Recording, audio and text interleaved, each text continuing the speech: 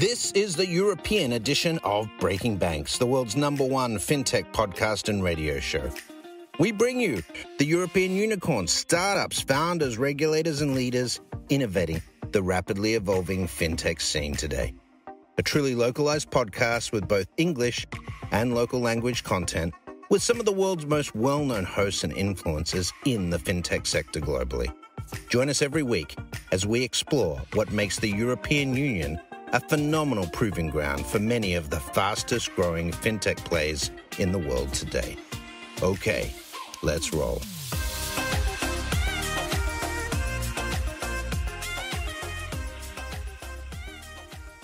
Hello and welcome to episode number 80 of Breaking Banks Europe. I'm your host Ajit Tripathi, and with me I have Iana Dimitrova, the CEO of OpenPayd, and Ronit Ghose, head of banks and fintech research at Citi. Welcome, guys. Hi, Ajit. Hi, Pleasure Iana. to be here, and thank you very much for having me in OpenPayd today. Welcome. In fact, thanks for making the time. So, today we will, talk about news from the fintech front, and I come from crypto. There is just too much excitement about crypto recently, so we'll probably not spend too much time on that because I think everyone is talking about it, and we will try and cover the most exciting fintech news from the last quarter. So in fact, let me get started by first of all asking you, Iana and Ronit. What fintech news did you find most exciting in the last 3 months? That's a really good question. So first, maybe Ajit, I'd start with just a few words on the crypto. I think without going back to the excitement, as you said, because I would not necessarily call it excitement, especially for those that have a vested interest. But I think we see a very clear trend there, and we see that trend across multiple jurisdictions, multiple geographies, to actually push together a united front for regulation. Whether that is on coming from the US about, declaring any transfers above a certain limit, to obviously Turkey as well as China. So I think the direction of travel insofar as the digital currencies are concerned is quite clear, is in direction in terms of regulation and some form of centralization and control. I think insofar as the rest is concerned, probably the biggest thing that I noticed, without focusing on specific companies, and we can come to that point in a minute, is the huge, action or movement when it comes to the market in terms of amount of funds that have been raised and is being raised and is being poured into fintechs. It seems like the last quarter we see is probably going to be yet another record quarter in terms of funding into the fintech space. So that's at least from my perspective, but would love to hear Ronit's view as well. Thanks, Iana. Just to pick up on what Iana said there, if I take each of her points and then maybe add a bit of a sort of local or regional perspective. So taking that last point on fintech funding, absolutely, there's a lot of money that's come into the space. And when you listen to the likes of the, quite well-known fintech founders today in the UK, so the likes of the Anne Bodens of the world, when she talks about how difficult it was to raise funding for her, and how she, famously that original team split up at Starling, and most of them went to Monza. Part of that was basically funding was really, really hard. Today, if you're in a small group of kind of, in air quotes, successful fintechs, you're just getting fire hosed with funding. But one has to sort of caveat that heavily by saying there's a concentration both on the company side, the entrepreneur side, and on the VC side. So what's happening is there's more and more funding sort of coming from a smaller and smaller number of these giant VCs or even growth stage investors who've come from the public market. They've come, into, I would say down to, but across into the private markets. And there's a real concentration of funding there. And they're coming down, like not just in just pre-IPO or Series G or whatever, or H. They're coming into C and even Series B now. And that's one interesting thing. The other one is like geographic dispersion of funding is interesting. So there's a concentration on the one hand, but there's also dispersion. And as you were discussing, Anna, I'm sitting in Dubai. And one of the reasons I'm sitting in Dubai, well, there are many, but one is I moved out here because I think the last frontier, if you like, for fintech, when it comes to geography, is definitely this part of the world. When you look at Africa, Middle East, it's like 1% of global fintech funding last year probably went into this region, if that. In fact, when you look at those studies that, whether it's whoever does it, like, all the usual famous sources that provide these fintech funding sources, studies, often you see Asia, Americas, and Europe on the map. You often don't even get data for Africa and the Middle East. I think we're seeing now, and I don't want to mention any or plug any particular companies per se, but yeah, you're seeing some really interesting developments happening. And it's kind of like you maybe saw in India 7-8 years ago, or in Southeast Asia 3 to 5 years ago. You're beginning to get repeat entrepreneurs, people who built businesses either in fintech or elsewhere, saying, I'm going to do another project. And they might be coming out of, ride hailing, going into fintech or payments. But you're getting this ecosystem developing. I think it's super interesting. That's point number one I mentioned. The second point on digital money and crypto, obviously Ajit is our resident expert here. I mean, particularly when it comes to DeFi, I mean, he knows way more than his little finger than I do, right, Ajit? But the kind of trends I'd highlight where for me is interesting is, with my sort of big bank research hat on, is it is different this year. And for the last maybe 6 months, as in, it's not mainly retail, high net worth individual driven. At board levels, at senior exco levels, very senior sort of divisional head levels across Wall Street, you're getting people engaged. Now, there is a question to be had of what the last 2 weeks volatility was going to mean for institutional money and institutional involvement, but it feels very different. They love it. I can tell you, certain institutions love volatility, but we will go into that a little bit later.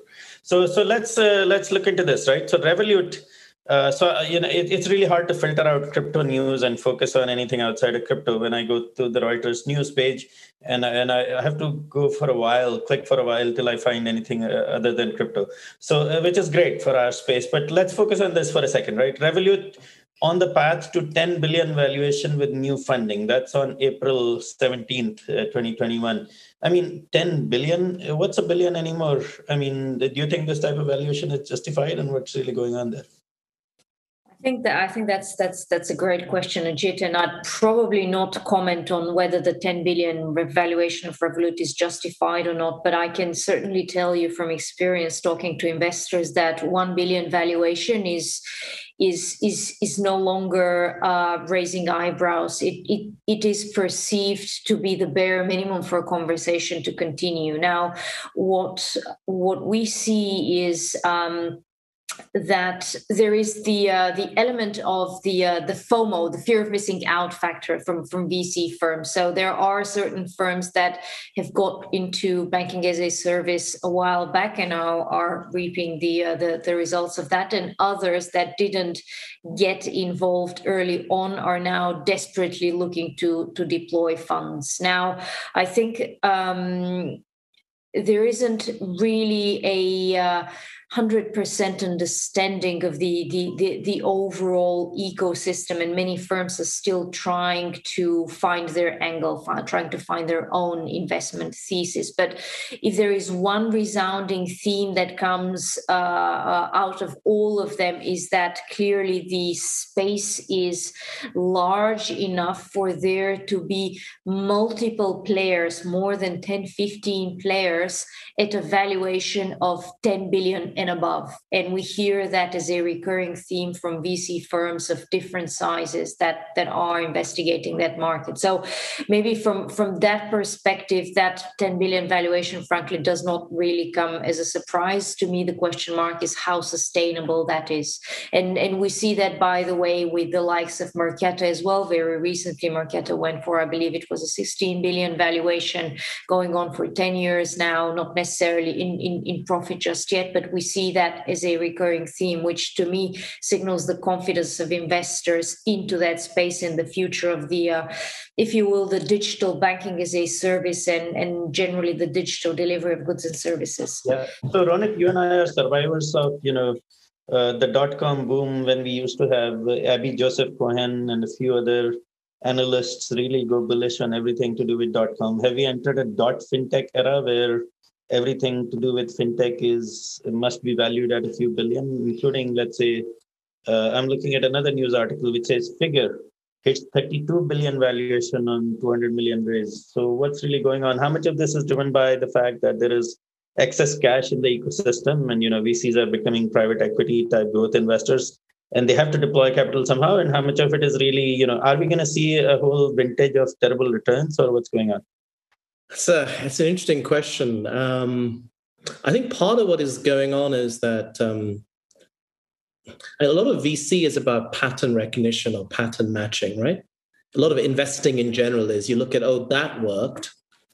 And maybe life broadly, but investing, you said that worked, so hence this will work. So there's a lot of people saying, I made money in fintech in Brazil, and as a result, or I didn't, or I missed it, probably more like I missed that, so now I'm going to look for the next Brazil. That's right. Egypt or Nigeria. And so I'm going to write these checks. These are options for me, a few $1 million. If it goes to zero, it goes to zero. But if it works, I'll have gotten in the Series A or Series B on something that's going to become a unicorn or a decacorn. And the same's happened, people who missed or didn't get in early enough in India, looked at Southeast Asia, India or China, missed China. And this is happening now, across, there is a lot of, FOMO. Yeah. But at the same time, there's been real value creation, right? And it's hard to disentangle how much of this is just money supply and credit creation driven.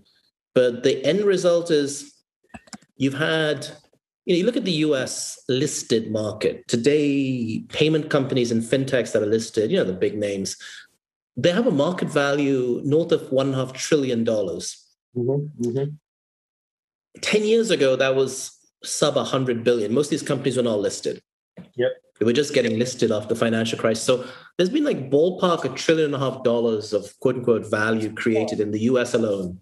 If you added in China, the rest of the world, that'd be a bigger number.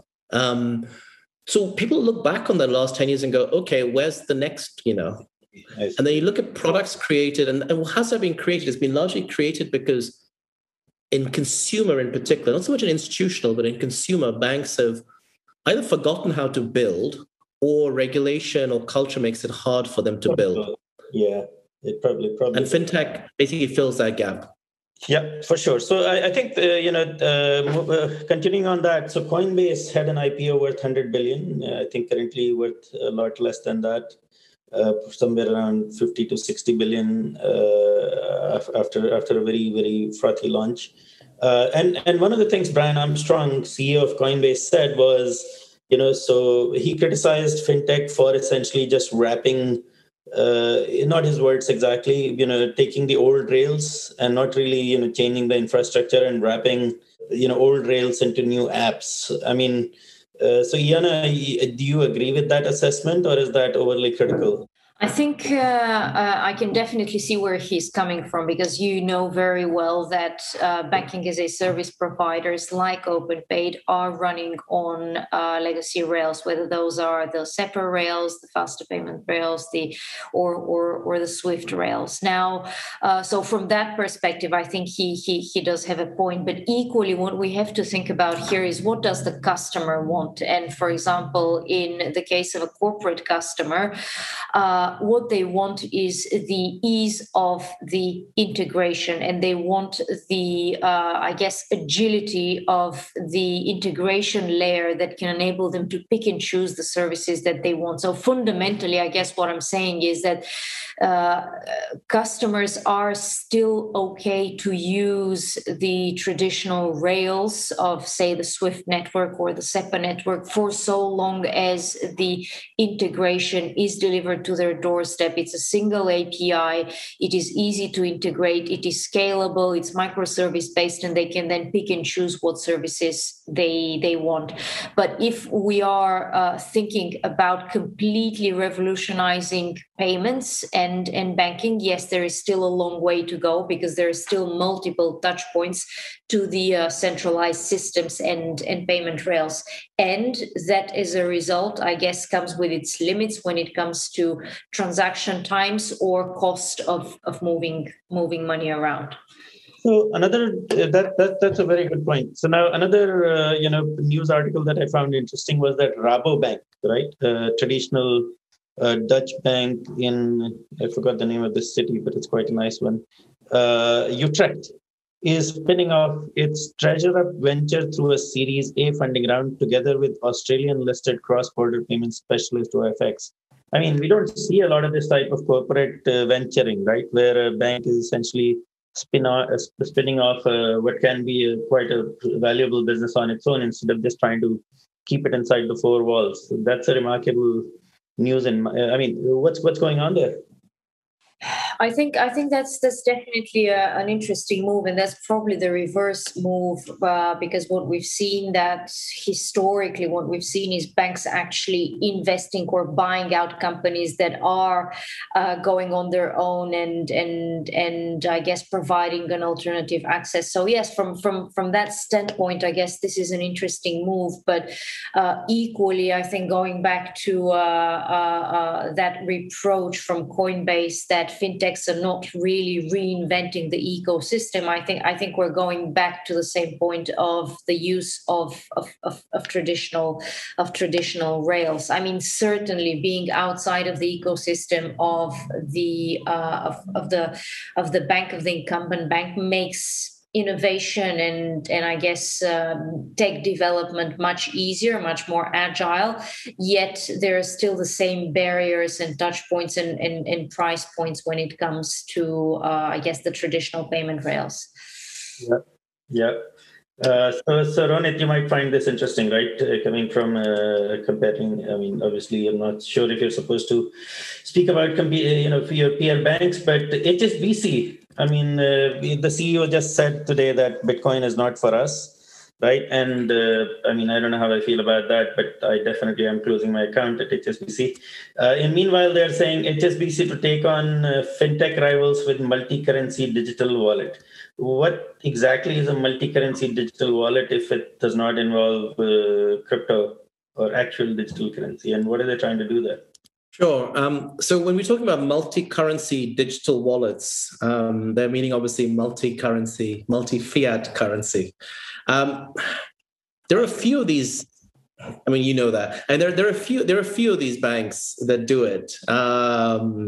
They have different names, but the idea, it's kind of like having obviously a fintech was the first to do this. It goes back to my earlier point about product development. You basically end up having synthetic accounts in multiple currencies in multiple jurisdictions, but at the client interface end, it's like one packaged product. Many banks have it, Ajit. We can share ours with you later if you want to get you signed up. And it's pretty neat. It started as a consumer product. You could go and I can't remember if it started in Hong Kong or Singapore, but it's spread across the world now. You have this basically multi-currency. Your debit card becomes a local currency debit card whichever geography you're in physically, or if you're shopping online, it becomes a local debit card. And now companies are trying to broaden this out into the corporate space, particularly the SME space. So is this a Me Too TransferWise or a Me Too Revolut? I mean, what's going on there? I mean, from my perspective, it's a really interesting one, because actually multi-currency digital wallets have been around for over 10 years now. I mean, looking back, to 2010, 2011, you already had the likes of Moneybookers at the time that then became Skrill, the likes of Nutella that are offering exactly that. And yes, I take Ronit's point that it started with consumers, but it was you're logging in online and then you have a balance in, say, 5 different currencies of your choice, and then you can go and spend them online depending on where you are. are in the respective currency. And then later on, you would have a card that's attached to that. So how is that, a step forward for consumers? So I personally struggle to see, because that solution has been around for a while. Okay, so this is one of the cases where a big bank, high street bank, is doing 10-year-old innovation. That's pretty awesome. Okay, I was being sarcastic. Yeah. Well, it helps on distribution, right? I mean, there's a difference in product innovation. It's not my job to justify or defend HSBC on this call, just to be clear, on the Zoom. But who's expecting? And I don't want to pick on HSBC. Let's just call it generic ABC Big Bank. Yeah. You don't expect ABC Big Bank in 2020 or 2021 to be necessarily at the product bleeding edge, right? But if they can, fintech and distribution is with big banks. Is that what's going on here? Yeah. I mean, what the big bank has is you can plug that innovation into the distribution. And that goes back to your corporate VC point.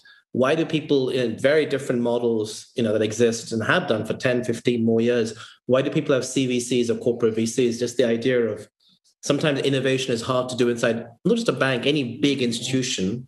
There are some exceptions, but most big institutions find it difficult because they become process-based. So externalize that and bring it back in. But the bring it back in bit is the really hard bit.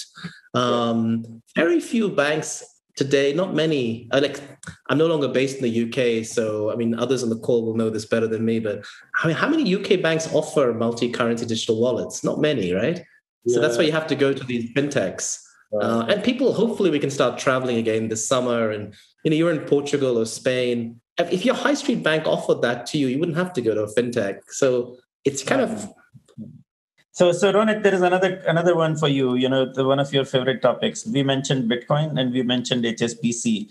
So we have to mention ESG, and I don't even know what the full form is, environmental, social, and governance.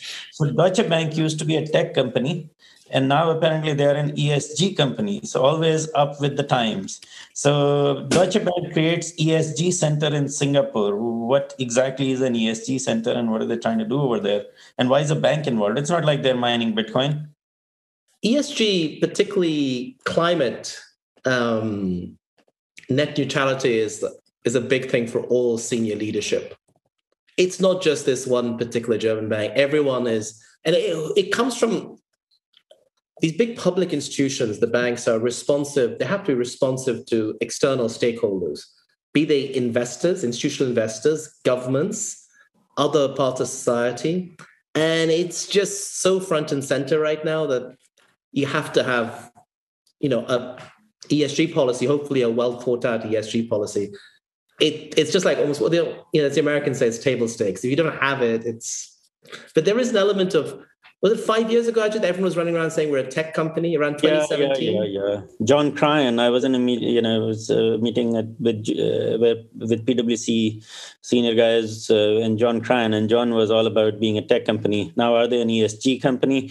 So, what are your thoughts on ESG and what's going on with fintech and ESG more broadly?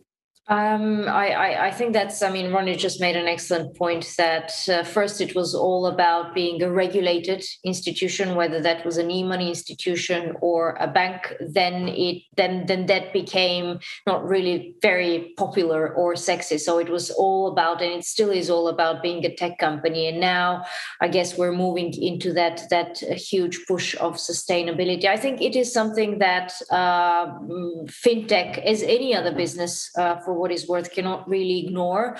There is also a significant push, Ajit, as you're aware, from central regulators to push companies to bring that forward planning and future planning around sustainability at the forefront of the corporate agenda. So I believe that this is something that management teams do have to take into consideration. Now, whether it is viable to go as far as saying we're no longer a bank, we're no longer a technology company, we're now an ESG company, I believe that this is probably pushing it, at least at this stage, or at least there has to be more evidence backing that statement and more action driven to back that statement. And right now, frankly, I don't think that we see that. So there's still an awful lot of work to be done on that front. It's early days. Yeah. Absolutely agree with Iana. It's early days. So bankers will wear Patagonia shirts like Silicon Valley VC and go around saying they're doing ESG. Is that the revolution we're going to see next week? I mean, what kind they of already have been I doing. won't comment on that one, Ajit. I'm all on green, right? I'm very big on green, and I want to avoid plastic and all of that personally. But I don't want to avoid plastic. It's been the uniform in Midtown New York, Midtown Manhattan for at least 5 or 7 years, Ajit. Keep up. Yeah. I'm all for corn straws, but then we shouldn't be using these big water bottles in hotels. But anyways, moving on from that, we are, I think coming to almost 26, 27 minutes. So let's take a break, and then we'll come back for more exciting fintech and banking news to see what the trends are and what's really going on out in the world of fintech. Join Amsterdam FinTech Week from the 4th to the 11th of June. Meet companies active in the digital finance space such as Mambu, Accenture, Plaid, PayPal, Buckaroo, SAS, Allen & Overy, TechLeap, and representatives from the European Commission and the Dutch Central Bank. Go to xfw.amsterdam and get involved. Welcome to episode 80 again, news from the fintech world. We have Iana Dimitrova, CEO of OpenPayd, and Ronit Ghose, head of banks and fintech research at Citi. Before the break, we were talking about Patagonia vests and ESG in banking, how everyone is becoming an ESG company. By the way, I'm very supportive of ESG. I just don't want it to end up like corporate social responsibility or becoming a tech company, which makes me very skeptical. But anyways, we'll move on very quickly from that. And if you're talking about ESG, we have to talk about Bitcoin, right? So Elon Musk, this gentleman named Elon Musk, the founder of one of the best known fintechs, aka PayPal, had some not so great things to say about Bitcoin after actually buying and making almost $1 billion on Bitcoin, at least before the dump. So what's going on there with Elon Musk and Bitcoin, and how is the world of fintech looking at that? I don't know where to start, Ajit, on Elon. It's a tough one, right? It's a tough one. If I generalize the question and look at it more broadly, I mean, it's for sure. I mean, for the last month or two, even before Elon Musk public tweeting, we were getting a lot of questions in my sort of role as an analyst on the environmental aspects. And I think it's particularly in Europe, Ajit, that you get a lot of questions about this. Not so much I haven't had that many from the US or Asia. But it's very geographic based. A lot of institutional investors in Europe will raise this. Is it the electricity consumption of Sweden or Netherlands or Ukraine or whatever the country is? It's a middle-sized European country, right? That Bitcoin is supposed to. And we know all the arguments for renewable energy, blah, blah, blah. But it comes up a lot. And then given Elon Musk's comments and other comments, public comments, this has just got another leg of a life of its own. It's a real issue, and we did a call recently, in fact, with one of your colleagues, Ajit, that you joined last week, and there's a lot of interest in the whole kind of Ethereum 2.0 upgrade. Will it happen? What will it mean? But particularly from a energy efficiency perspective, a lot of you talk about the institutionalization of this asset class. People care about this. Yeah, people should care about it as well. I think President Xi of China, has kind of made a very public posture of sort of making sure China moves towards, relative carbon neutrality, and I think it's a health issue in China as well. So that's causing a political, drive toward green and less pollution overall and better energy utilization. So it's genuinely an issue. There is also a bit of a tragedy of the commons, right? Because ultimately you always have this public policy aspect where a small set of beneficiaries of there are always concentrated groups that benefit from a particular thing, whether it's Bitcoin or something else, and then there is a very large diffuse mass of people who kind of pay the externalities. So we'll see how and Cosmos was always proof of stake. So blockchain technology has evolved quite a bit. So we'll see how this evolves, and hopefully this will be a huge incentive for Bitcoin community to move towards greener, whether it's hydro or thermal or wind power options. But we'll see. I think ESG is a very, very big opportunity. So just a digression, Iana and Ronit, where are the opportunities, Iana, for fintechs to innovate in the ESG space? Is anyone going after this? That's a really good question. I think maybe just if I can come back to your previous question, I think for me the interest aspect is still very much the volatility of that digital currency and the ripple effect it has, not just within, I guess, the digital currency markets, but overall we see the impact on the financial market. So this is really something to watch out for, and there is a big question mark as to the long-term sustainability of that volatility. So how long can markets take that on a go forward basis? Now, when it comes to, I guess, innovation and fintechs within the ESG space, I think this is still very much a new, uncharted in a way territory. I would very much like to see that. I guess that push for innovation moves out of the simple management corporate statements that have to be made for the various regulators to actually practical solutions for customers, for consumers, and for corporates. But I believe that we're still at the very early stages of that, and there is still a lot of work and development that we'll be seeing in that direction. Okay. So in the meantime, there is another news article that says and we are sort of moving away from Europe a little bit. Commonwealth Bank of Australia's X15 rolls out venture in a box platform. That sounds really exciting to me. There are so many things in a box these days. There is a bank in a box. There is, a fintech in a box, launch your card in a box, venture in a box. So yeah, that's I guess an interesting one. Yeah. Yeah.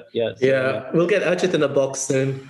Yeah. No, I think I mean the way I look at it, and I haven't really spent much time on this, but it's just one more or a different way of, I guess, offering and selling the embedded payments and finance solutions to businesses. Because ultimately, what we see in the marketplace is the following: more and more businesses are moving to digital delivery channels, and that has been accelerated over the last 12, now 14, 18, 16 months by COVID. So whenever there is a digital delivery of goods and services, there is a need to bring payments in and out of a system. And what businesses are ultimately looking for is to embed the whatever payments and other finance needs and tools they have into their wider user journey, so that the conversion rates are better, so that it is as seamless as possible for the consumer. So whether we call that embedded payments and finance, whether we call it banking as a service,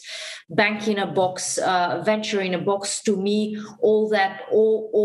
it all comes down to seamless integration of a payments and a banking solution within a wider user journey that enables the, I guess, seamless flow of funds and data. That's at least for me how I read that. Yeah. So there is another news article closer to home. A European Central Bank castigates banks over instant payment fees. The European Central Bank has warned that the charges levied by banks for instant payments are proving a barrier to uptake and must change. There are charges on instant payments. I mean, who is paying those? I thought SEPA was always free. Well, I guess on SEPA instant, no, there shouldn't really be charges, or the charges are so minimal that they're being absorbed by the provider. So yeah, that's an interesting one. I think especially in the world of open banking, and that significant push for payment initiation and exposure of APIs of both banks as well as the payment provider, charging for that instant payment is, I think, going to be very, very difficult. It's going to be very difficult for consumers to accept that, because it almost eradicates all of the innovation that has been done over the last few years. Now, I guess if we look to couple that, those instant payments with add-on services around data, so imagine I have the ability to dip into your account via the API, but not just initiate a payment, but maybe also go back and see your transaction history, do some analytics on your spending patterns, then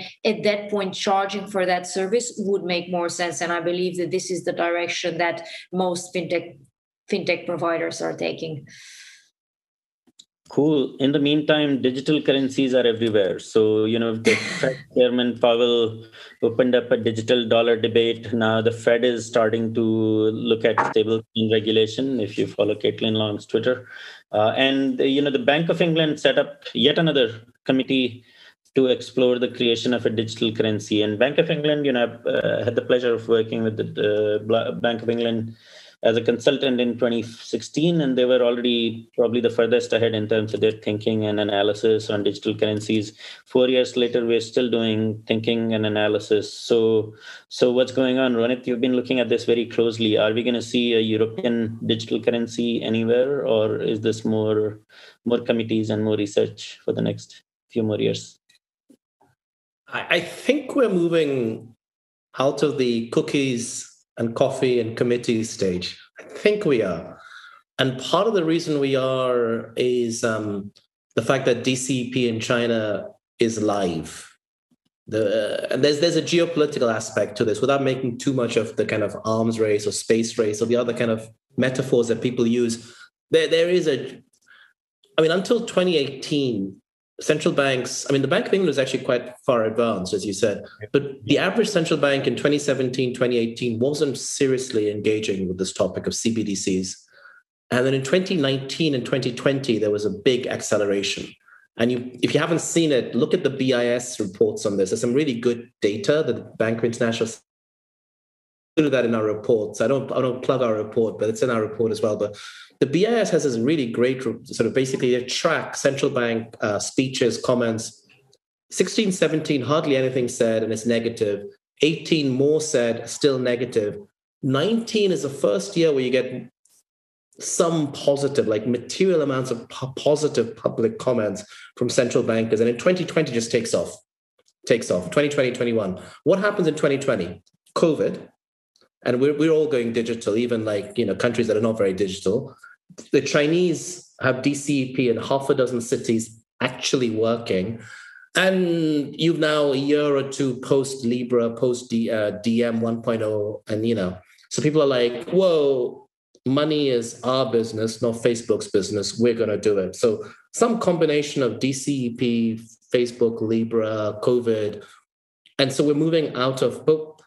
It's still, until we actually start seeing in Europe what we're seeing in China, it's going to be coffees and cookies and maybe some code. You can always lead code for us lot in DeFi. So now it's $150 billion. I have to do the shameless plug, Renata, with your permission. So it's a $150 billion, almost $125 to $150 billion market cap on the day, depending on the day. As you know, it's crypto, and there is over how much 122 billion in assets. So it's been a remarkable growth from what used to be a 20 million odd assets and borrowings, or rather asset liquidity in the beginning of last year. So DeFi is has been quite an exciting journey. Now that I've done my plug, Iana, what's going on at OpenPayd? Is there any news you would like to share with us before we roll on to other news? No, thank you. Thanks, Ajit. As you know, we're still very much in the traditional banking as a service space. We're aiming to fill the gap for those businesses that do need to move money around, move money on a cross-border basis, plug into the traditional payment rails and do that in a really quick and sleek manner. So that's really the direction of travel for us. As you know, we are on the verge of ourselves becoming a bank here in the UK. So very much really following the news, following what's happening, and making sure that we have the set of products and services that our customers need, that we can help them embed payments and banking services within their own user journeys, and moving money in a swift and cost-effective way. Right. Now that sounded awesome. So Ronit, you've been following NFTs, the wonderful world of non-fungible tokens. Now CNBC has launched NFTs. Fox News has launched NFTs. And most of the celebs are now capitalizing on that as well. Hilton has launched NFTs. I have my own NFTs out there on Mintable. I'm not a celebrity, but you know what? Maybe. See, Ronit, I was just about to say that, as we know, Ajit is a celebrity himself, so no surprise there whatsoever. Even podcasts. Look, all the celebrities, all the Instagram celebrities showed up in Dubai in the last 6 months, right, or 9 months, and Ajit's here as well. So what can I say? Yeah. So NFTs are swiftly emerging as could be a bubble. It might be a bird, might be a cat, might be a very long-term trend, but it's a trend that doesn't die, right? I've seen NFTs come and these digital trading cards and collectibles come back over and over and over again, and every time they are a bigger bubble than the previous one. So there is something clearly here, right? And gaming, if gaming and other digital native applications clearly have a lot of NFTs. Is fintech doing anything in this space, or is it just left to us folks in DeFi to serve the NFT space? So Ronit, when are we going to see a bank serve NFTs? Well, banks are different to fintechs, right? I know banks used to say a few years ago, every bank CEO we're tech. Doesn't work anymore. So banks are no longer fintechs. No, we were tech, right? What was it? 2017 Davos. Every bank was a tech company. ESG tech company. That's right. ESG. Yeah. I'm telling you, if any bank, it's just stupid, right? If you say you're a tech company, it's like saying you're an electricity company. I mean, yeah, we use electricity as well, so we use tech. I mean, it's just there was a lot of FOMO. Kind of tech became cool, right? And fintech became cool. So I guess if you're a senior leader in a bank, you wanted to say you're also, whatever, part of the zeitgeist.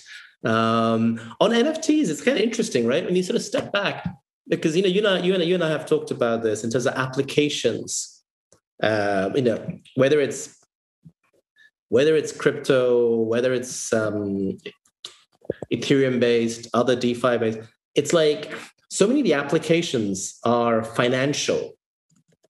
It's like automated market making or other automated lending or some sort. But NFTs are interesting because you're getting to property rights, but kind of almost beyond financial. Because one of the questions I get, you must get this a lot, Ajit, is like, why? What's the use case? It just feels like a bit like the old derivatives markets, right?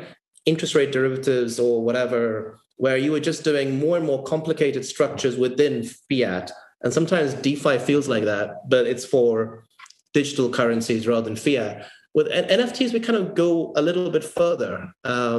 It's still property right based, but it's a cultural asset, a media asset. That's why I think it captures people's attention it gets people's attention that way. When are you going to do our NFT together, Ajit? Yeah, just for a mainstream fintech audience, NFTs are non-fungible tokens, as in people selling digital collectibles, art, music, and so on as collectibles on a blockchain. Iana, sorry, you were.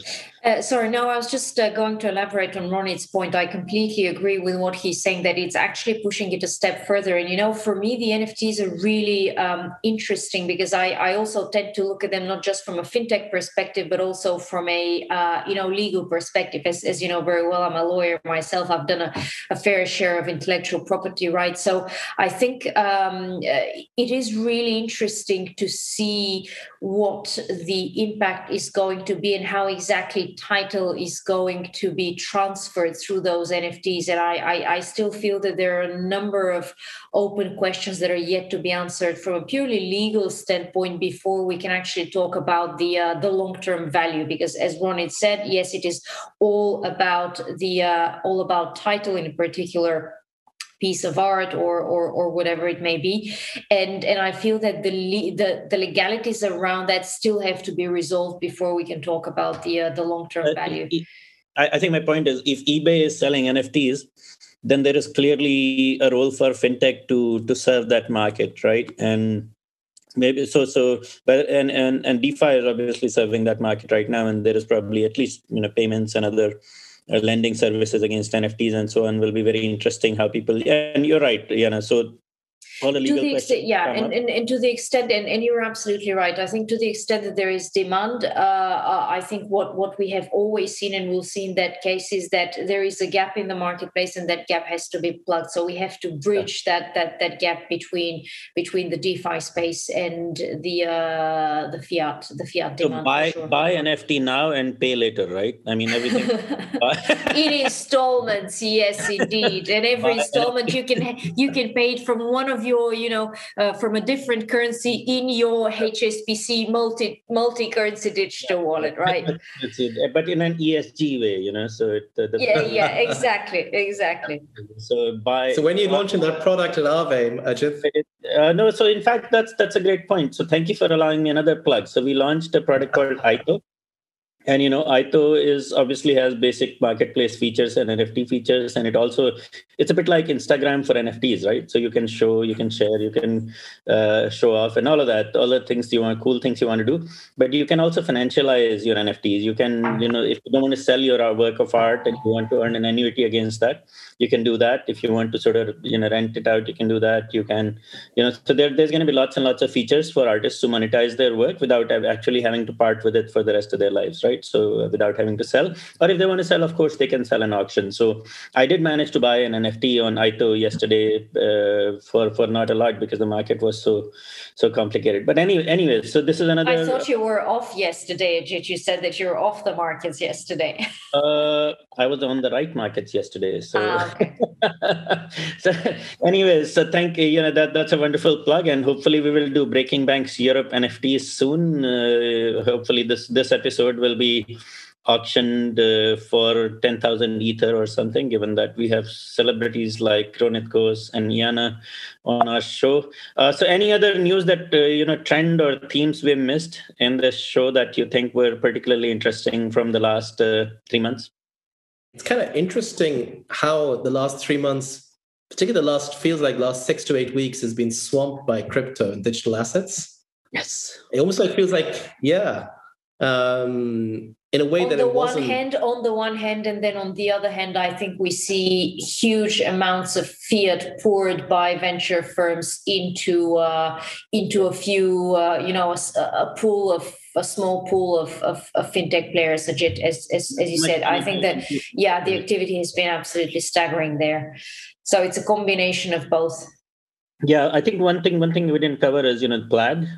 They got unacquired because of antitrust concerns, and their valuation actually doubled. So they were getting acquired for $5 billion or something, and then now they're at 11 or 13 billion. So hey guys, everyone in fintech, don't be in a rush to get acquired. Come to our podcast and tell your story, and hopefully your valuation will double. And with that, wonderful, and maybe it will be in Bitcoin too, in ESG Bitcoin, built by a tech company. So anyways, on that note, we'll, thank our guests, Iana and Ronit. Thank you so much for joining us today for the show. Hopefully, this was entertaining and informative as well. Thanks to our producer, Renata, as well. And hope we'll see you soon on more news like this one. Thank you so much. Thanks for listening to Breaking Banks Europe, a Provoke Media podcast in cooperation with FinTech Stage. Don't forget to tweet us out, shout out, or post to the team at Breaking Banks EU on Twitter. If there's something or someone you'd like to hear on our cast, let us know. See you next week on Breaking Banks Europe.